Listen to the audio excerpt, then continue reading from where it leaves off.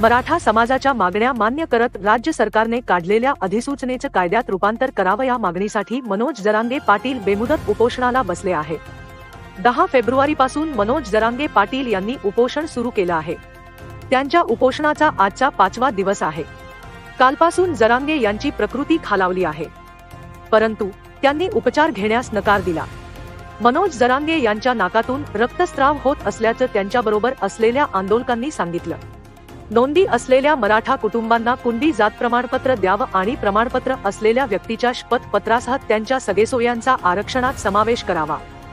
तसेच सरकारने काढलेल्या अधिसूचनेचं कायद्यात रूपांतर करावं या प्रमुख मागण्यांवर मनोज जरांगे पाटील ठाम आहेत। मराठा समाजाला आरक्षण मिळावं या मागणीसाठी मनोज जरांगे पाटील गेल्या काही महिन्यांपासून सातत्याने आंदोलन आणि उपोषण करत आहेत।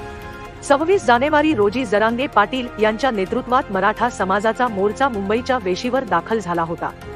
त्यावेळी मुख्यमंत्री एकनाथ शिंदे मराठा आंदोलकांना सामोरे गेले आणि त्यांनी मराठा समाजाच्या सर्व मागण्या मान्य करत असल्याचं जाहीर केलं।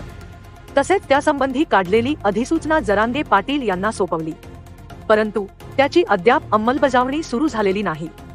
त्यामुळेच मनोज जरांगे पाटील पुन्हा एकदा बेमुदत उपोषणाला बसले आहेत। मनोज जरांगे यांच्यावर सध्या आंदोलकांनी आणि डॉक्टरांनी जबरदस्तीने सलाईन लावून उपचार सुरू केले आहेत। सकाळी त्यांच्या नाकातून रक्तस्राव झाला होता, तर दुपारपासून त्यांना पोटदुखी सुरू झाली आहे।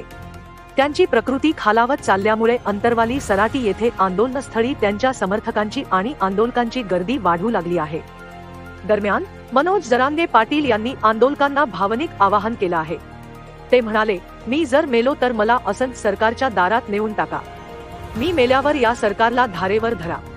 सरकारने आपल्याला येत्या 18 किंवा 19 फेब्रुवारीपर्यंत आरक्षण दिलं नाही तर आपण मुंबईला जाऊ। सरकार आपल्यासाठी इथे येत नाहीये, तर आपण तिथे जाऊ।